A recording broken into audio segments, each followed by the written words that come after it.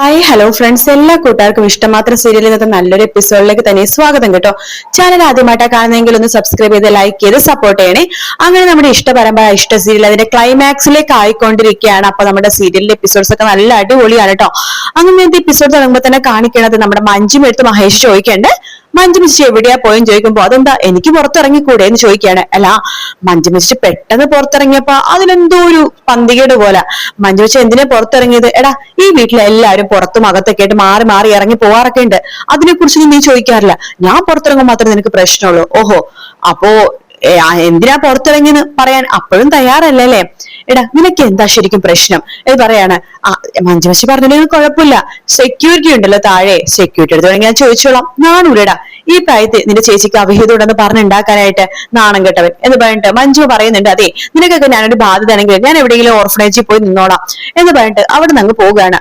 ആ സമയത്ത് മഹേഷ് വിചാരിക്കേണ്ടതും വന്നത് ആ കൈലാസായിരിക്കും. അയാളെ കാണാൻ വേണ്ടിയേക്കും ഒളിച്ചും പാത്തും പോയത്. നമ്മൾ ആരും ഇവിടെ ഇല്ലാത്തതുകൊണ്ട് കൈലാസിനെ പിടിച്ചു വരുത്താൻ നോക്കിയതായിരിക്കും എന്നൊക്കെ പറഞ്ഞിട്ട് മഹേഷ് ഇങ്ങനെ നിൽക്കുവാട്ടോ. അതിനുശേഷം മഹേഷിന് തന്റെ രണ്ടു മക്കളും വിളിച്ചിട്ട് പുറത്തേക്ക് കൊണ്ടുപോകുന്നുണ്ട്.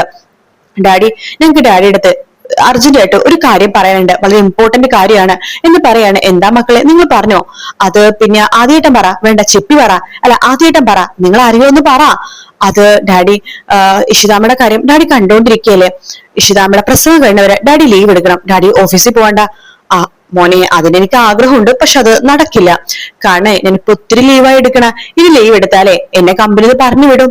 അപ്പോ ചിപ്പി പറയണ്ട്, അതല്ല ഡാഡി, ഡാഡിക്ക് ഇഷിതാമ്മയാണോ, ഇഷിതാമ്മയും കുഞ്ഞുവാവയാണോ, ഓഫീസാണോ വലുത്?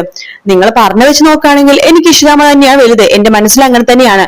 പക്ഷെ ജീവിക്കാൻ ഓഫീസും പണവും കാര്യങ്ങളും വേണ്ടേ എന്ന് പറയാണ്. അപ്പോ ആദ്യം വേണ്ട, അപ്പോ ഓഫീസിൽ നിന്ന് ലീവ് കിട്ടില്ല അല്ലേ?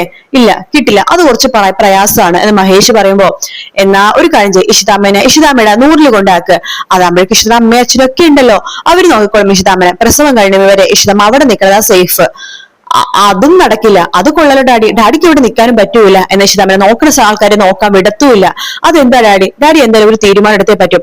ഇഷിതാമ്മനെ ഇങ്ങനെ ടെൻഷൻ അടിച്ച് ഒരു വിധത്തിലാക്കാൻ ഞങ്ങൾക്ക് സമ്മതിക്കില്ല എന്ന് പറഞ്ഞിട്ട് ആദ്യം ചിപ്പിയും കൂടി അപ്പുറത്തേക്ക് പോവാട്ടോ. അതിനെക്കുറിച്ച് മഹേഷ് ഇങ്ങനെ ആലോചിക്കുന്നുണ്ട്. പിള്ളേരാണെങ്കിലും അവര് പറഞ്ഞ കാര്യം കുറച്ച് വലിയ കാര്യം തന്നെയാണ് എന്നിങ്ങനെ ആലോചിക്കുകയാണ് മഹേഷ്. അതിനുശേഷം പിന്നീട് കാണിക്കുന്നത് നമ്മുടെ പ്രിയാമണിനെയും മാഷിനെയാണ്. അവർ രണ്ടുപേരും കൂടി മഹേഷിനെ കാണാൻ വേണ്ടി ഫ്ലാറ്റിലേക്ക് വന്നിരിക്കട്ടെ. ബെല്ലടിക്കുമ്പോ സ്വപ്നവല്ലിയാണ് വാതിൽ തുറക്കണം. ആഹാ, ഇതാരും പ്രിയാമണി മാഷോ, വാ വാ അകത്തേക്ക് വാ എന്ന് പറഞ്ഞ് വിളിക്കുകയാണ്. എന്താ പതിവില്ലാതെ മോളെ കാണാൻ വേണ്ടി വന്നിരിക്കുകയാണോ? മോള് ഇവിടെ തന്നെ ഉണ്ട് കേട്ടോ. എന്തായാലും റെസ്റ്റ് എടുക്കണമെന്ന് പറഞ്ഞിട്ട് ഞങ്ങൾ അകത്ത് ഇവിടെ നിന്ന് നിർത്താറില്ല, റൂമിൽ തന്നെ കിടത്താണ്. കാരണം ഡിസ്ചാർജ് പെട്ടെന്ന് മേടിച്ചതാണല്ലോ, അതുകൊണ്ട് അവിടെ കിടക്കണ പോലെ തന്നെ ഇവിടെ 2 ആഴ്ച കിടക്കട്ടെ ഞങ്ങൾ അങ്ങ് വിചാരിച്ചു. അത് നന്നായി എന്ന് മാഷ് പറയാണ്. അവിടേക്ക് മഹേഷ് വരുന്നുണ്ട്. മഹേഷിനോടും സ്വപ്നയിലെടുത്തും രാമനാഥനോടായിട്ട് പ്രിയാമണി പറയുന്നുണ്ട്, എനിക്ക് നിങ്ങളുടെ എല്ലാത്തും കൂടി ഒരു കാര്യം പറയാനുണ്ട്. അത് നിങ്ങൾക്കറിയാലോ, എന്റെ മോൾക്ക് ഈ അവസ്ഥ വീണ്ടും വന്നതിന് കാരണം ആ മനസ്സുനിയാണ്. ഈ വീട്ടിൽ ഓരോരുത്തർ കയറി വരും. ഇപ്പൊ മനസ്സുനിയായി, പിന്നെ രചന കയറി വരും. അങ്ങനെ ഓരോരുത്തർ കുത്തി നോവിച്ച് സംസാരിക്കുമ്പോൾ അവളുടെ മനസ്സിൽ ടെൻഷൻ കൂടി പല പ്രശ്നങ്ങൾ വരും. ദൈവാധീനം കൊണ്ട് മാത്രമാണ് ഈ പ്രാവശ്യം അവള് രക്ഷപ്പെട്ടത്. എപ്പോഴും നമുക്ക് ദൈവത്തെ വിളിച്ച് സഹായം ചോദിക്കാൻ പറ്റുമോ? എപ്പോഴെപ്പോഴും അദ്ദേഹം സഹായിക്കണമെന്നുമില്ല. കാരണം ഒരേ പ്രാവശ്യം അനുഭവം തരുമ്പോൾ പഠിക്കാൻ വേണ്ടിയിട്ടാണ് അനുഭവം തരുന്നത്. അപ്പൊ അതിൽ നിന്നൊക്കെ പഠിച്ചില്ലെങ്കിൽ നമ്മൾ എന്ത് പറയാനാണ്? അതുകൊണ്ട് എന്റെ മോളെ ഞാനും മാഷും കൂടി പ്രസവം കഴിയുന്നവരെ വീട്ടിലേക്ക് കൂട്ടിക്കൊണ്ടു പോയിക്കോട്ടെ എന്ന് ചോദിക്കുകയാണ്. അത് കേട്ട് രാമനാഥനും സ്വപ്നവല്ലിയും പറയണ്ട്, ഇതിന്റെ മറുപടി പറയേണ്ടത് ഞങ്ങളല്ല, മഹേഷാണ്. മഹേഷ് പറയുന്നുണ്ട്, സ്വപ്നവല്ലിയോട് നമ്മുടെ ടെൻഷനൊക്കെ എനിക്ക് മനസ്സിലായി, പക്ഷെ അത് നടക്കില്ല. ഇഷു തന്നെ ഇവിടുന്ന് എങ്ങോട്ടേക്കും വിടില്ല എന്ന് പറയാണ്. പ്രിയാമണി പറയുന്നത്, അതെങ്ങനെ ശരിയാവും? മനസ്സുനി ഇപ്പൊ പോയി, ശരിയാണ്, അത് കഴിയുമ്പോ രചന വരും, അങ്ങനെ പല പ്രശ്നങ്ങളും ഉണ്ടാകും. അതുകൊണ്ട് ഇഷുവിനെ വീട്ടിൽ വിടണാണ് മഹേഷ് നല്ലത്. ഞാൻ പറഞ്ഞല്ലോ, അത് നടക്കില്ല. ഇഷുവിനെ ഇവിടുന്ന് എവിടേക്കും വിടാൻ പോണില്ല.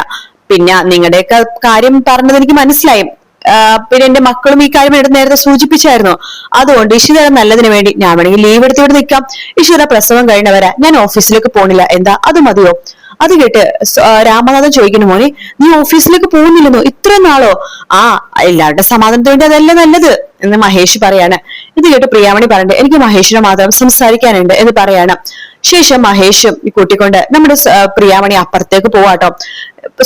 മാഷ് പറയണ്ട്, സ്വപ്നം രാമ ഇതൊന്നും ഞാൻ അറിഞ്ഞില്ല, അയാൾക്ക് ഇവിടെ വരണം നിങ്ങളെ കാണണമെന്ന് പറഞ്ഞപ്പോ ഞാൻ കൂട്ടിക്കൊണ്ടു വന്നതാണ്. ഇത് പറയാനാ വന്നെങ്ങനെ അറിഞ്ഞിരുന്നെങ്കിൽ ഞാൻ അയാളെ കൂട്ടിക്കൊണ്ടു വരില്ലായിരുന്നു.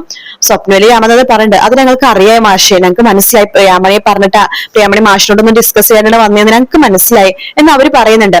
എടുത്ത് മാറ്റി നിർത്തി മഹേഷ് പറയുന്നുണ്ട്, പ്രിയാമണി അമ്മ പറയാൻ പോണത് എന്താന്ന് എനിക്കറിയാം.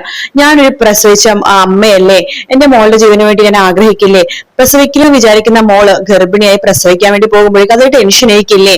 ഒരു പെറ്റ് വയറിന്റെ നോവ് നീ കാണുന്നില്ലേ മഹേഷേ? ഇതൊക്കെയല്ലേ പറയാൻ പോണത്? അതെ, ഇതൊക്കെ തന്നെയാ. പക്ഷെ മോനത് കാര്യത്തിലെടുക്കണം. എന്റെ മോളുടെ അവസ്ഥ അമ്മ ഒരു കാര്യം മനസ്സിലാക്കണം. അമ്മയുടെ മോളുടെ അവസ്ഥ അമ്മ വേദനിക്കുന്ന പോലെ തന്നെ ഞാനും എന്റെ വീട്ടുകാരും വേദനിക്കുന്നുണ്ട്. ഞങ്ങളും വേദനിക്കുന്നത് വേദന തന്നെയാണ്. അമ്മക്ക് മാത്രമല്ല വിഷമവും സങ്കടവും ഉള്ളത്. പിന്നെ അമ്മയുടെ ആവലാതെ എനിക്ക് മനസ്സിലാവും. അമ്മ എന്നെ വേറൊരാളായിട്ടാ കാണുന്നത്. അമ്മ നോക്കുമ്പോ എന്താ, ഞാൻ 2 കുട്ടികളുടെ അച്ഛനാണ്, അതുകൊണ്ട് എനിക്ക് വേറൊരു പ്രശ്നമില്ല. ആ രീതിയിലേക്ക് അമ്മ കാണുന്നത്. അയ്യോ മോനെ, അങ്ങനെയൊന്നുമല്ല, അങ്ങനെയൊക്കെ തന്നെയാണ്. ഞാനന്ന് കിടപ്പിലായപ്പോഴേ അമ്മ പറഞ്ഞ ഡയലോഗ് എന്റെ മനസ്സിന് ഇപ്പോഴും പോയിട്ടില്ല. നീ ഇനി എപ്പോഴാ എഴുന്നേറ്റ് നടക്കാന്ന് ചോദിച്ചു. കാരണം മോളുടെ ജീവിതം എന്നെ നോക്കി തീരുമെന്നും ആയിരുന്നു അമ്മയുടെ ടെൻഷൻ. അന്ന് എനിക്ക് വാശിയായിരുന്നു എഴുന്നേറ്റ് നടക്കണമെന്ന്. അത് നിങ്ങളെ കാണിക്കാൻ വേണ്ടിയിട്ടായിരുന്നു കൂടുതലും. അന്ന് എഴുന്നേറ്റ് നടന്നപ്പോൾ ഞാൻ ആദ്യം വരുന്നത് അമ്മയുടെ അടുത്തേക്കാ. നിങ്ങൾ ആദ്യം കാണണമെന്ന് തോന്നി ഞാൻ എഴുന്നേറ്റ് നടക്കുന്നത്. അതെന്റെ ഒരു വാശിയാണെന്ന് വേണമെങ്കിൽ കൂട്ടിക്കോ. അതുകൊണ്ട് തന്നെ ഞാൻ അങ്ങോട്ടേക്ക് വന്നത്. രണ്ടു തരത്തിൽ കാണല അമ്മേ എന്ന് പറയണം. അപ്പൊ പ്രിയാമണി പറയോ, മോനെ ഒരിക്കലുമല്ല, ഞാൻ നിങ്ങൾ രണ്ടുപേരും ഒരുപോലെയാണ് കണ്ടോണ്ടിരുന്നത്. പക്ഷെ നിങ്ങൾ രണ്ടുപേരും കൂടി എന്നെ പറ്റിക്കാന്ന് പറയണ അവിടം വരെ. നിങ്ങൾ രണ്ടുപേരും ഭാര്യ ഭർത്താക്കന്മാരെ പോലെ ജീവിക്കുകയാണെന്ന് നിങ്ങൾ നടിച്ചില്ലേ? അവിടം തൊട്ടാ എനിക്ക് രണ്ട് രീതി ഞാൻ ചിന്തിക്കാൻ തുടങ്ങിയത്. സോറി, നീ എന്നോട് ക്ഷമിക്കുക. അമ്മയുടെ ആദ്യം കൊണ്ട് പറഞ്ഞു പോയതാണ്. ഇനി ഞാൻ ഒരിക്കലും ഈ ആവശ്യം പറഞ്ഞ് നിങ്ങളുടെ അടുത്തേക്ക് വരില്ല എന്ന് പറയുമ്പോഴേക്കും മഹേഷ് പറയണ്ട, അമ്മ ഒരു കാര്യം മനസ്സിലാക്കുക. ഇഷിതിനെ അവിടെ കൊണ്ട് നിർത്തി കഴിഞ്ഞാൽ പ്രസവം കഴിയുമ്പോ പിന്നെ ടെൻഷൻ കൂടെയല്ലേ ഉള്ളൂ. അപ്പൊ അവൾ ഇവിടെ നിൽക്കണല്ലേ നല്ലത്. ശരിയാ, ഞാൻ ഈ കാര്യം മഹേഷിനോട് പറഞ്ഞു വരില്ല എന്ന് പറഞ്ഞിട്ട് സോറി മോൻ ക്ഷമിക്കേ എന്ന് പറഞ്ഞിട്ട് പ്രിയാമണി അവിടെ നിന്ന് പോവാണ്. മഹേഷ് മനസ്സിൽ വിചാരിക്കണ്ട, അവരെ പറഞ്ഞിട്ട് കാര്യമില്ല, അവരുടെ മനസ്സിന് ടെൻഷൻ ഉണ്ടാവുമല്ലോ എന്ന് മഹേഷ് ഇങ്ങനെ വിചാരിക്കേണ്ട.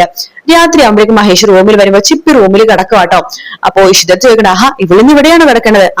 രാത്രി എനിക്കെന്തെങ്കിലും സംഭവിച്ചോ ടെൻഷൻ ആൾക്ക്. ഇന്നലെ രാത്രി അങ്ങനെയൊക്കെ സംഭവിച്ചല്ലോ. അപ്പൊ മോൾക്കൊരു പേടി, ഇനിയിപ്പോ എനിക്കെന്തെങ്കിലും സംഭവിച്ചാൽ കൂടെ നിന്ന് നിൽക്കാൻ വേണ്ടി അവള് നിന്നതാ. നമ്മുടെ ഭാഗ്യമാണ് നമ്മുടെ മക്കളല്ലേ. അതെ, ഇന്ന് ആദ്യം ചിപ്പി കൂടെ മാറ്റി നിർത്തി പറഞ്ഞ എന്താണെന്നറിയാവോ? ഇഷിത അമ്മയെ നോക്കാൻ പറ്റുന്നില്ലെങ്കിൽ നൂറി കൊണ്ടാക്കി, അല്ലെങ്കിൽ ഡാഡി ലീവ് എടുത്ത് ഇവിടെ നിൽക്കാൻ. അങ്ങനെ ആദ്യം എന്നോട് പറഞ്ഞത്. ആദിക്ക് എന്റെ കാര്യത്തിൽ വല്ലാത്ത ആശങ്കയാണല്ലേ? അതെ, ഞാൻ പ്രസവിക്കാത്ത എന്റെ മോനാ എന്ന് പറയാണ് ഇഷിത. അത് കേട്ട് ചിപ്പി പറയണ്ട്, അതെ അമ്മ പ്രസവിക്കാത്ത മോളാ ഞാൻ എന്ന് പറയുമ്പോഴേക്കും കള്ളി, നീ ഉറങ്ങിയില്ലേ? ഇല്ല. അങ്ങനെ ഉറങ്ങാൻ പിന്നെ ഇഷിതാമ്മനെ നോക്കാതെ ഞാൻ ഏൽക്കോ? ഇഷിതാമ്മനെ നോക്കാൻ വേണ്ട ഞാൻ ഇവിടെ വന്നത്. അപ്പൊ മഹേഷ് പണ്ട് മോൾ ഇവിടെ കിടക്കുന്ന റിസ്ക് ആണ്, മോളുടെ കയ്യും കാലൊക്കെ അമ്മയുടെ വയറ്റിൽ കൊണ്ട് പ്രശ്നമാകും.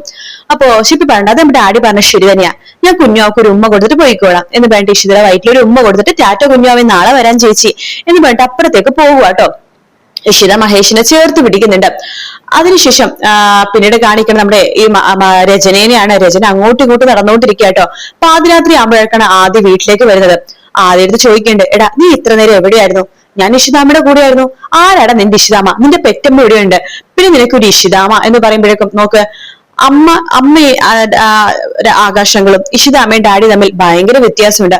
ആകാശങ്ങളിനെ വേറെ രീതിയിലാണ് കാണുന്നത്, പക്ഷെ ഇഷിതാമ്മക്ക് അങ്ങനെയല്ല, വേർതിരിവില്ല. മനസ്സിലായോ എന്നൊക്കെ പറഞ്ഞിട്ട് ആദ്യം മുകളിലേക്ക് കയറി പോകുന്ന ഭാഗത്തോടെയാണ് ഇന്നത്തെ എപ്പിസോഡ് തീരുന്നത് കേട്ടോ. അതിന്റെ കൂടെ തന്നെ ആകാശങ്ങൾ നോക്കിക്കൊണ്ടിരിക്കുന്ന ഭാഗവും കാണിക്കുന്നുണ്ട്. അപ്പൊ നാളത്തെ പ്രൊമോയിൽ കാണിക്കുന്നത് ഇവര് കോടതിയിലേക്ക് പോയി. കോടതിയിൽ ആദ്യം പറയണ്ട് എനിക്കൊരു ഡാഡിയുടെ കൂടെ പോയാൽ മതിയെന്ന്. അതുകൊണ്ട് തന്നെ കോടതി ആ ഒരു തീരുമാനം എടുക്കാണ് ആദ്യം മഹേഷിന്റെ കൂടെ വിടാന്നുള്ള തീരുമാനം. അപ്പൊ ആ ഒരു ഭാഗമാണ് പ്രൊമോയിലും കാണിച്ചത്. വീഡിയോ ഇഷ്ടപ്പെട്ടാൽ ലൈക്ക് ചെയ്യുക, സബ്സ്ക്രൈബ് ചെയ്യുക, കമന്റ് ചെയ്യുക. മറ്റൊരു വീഡിയോ കാണാം. Take care, bye bye.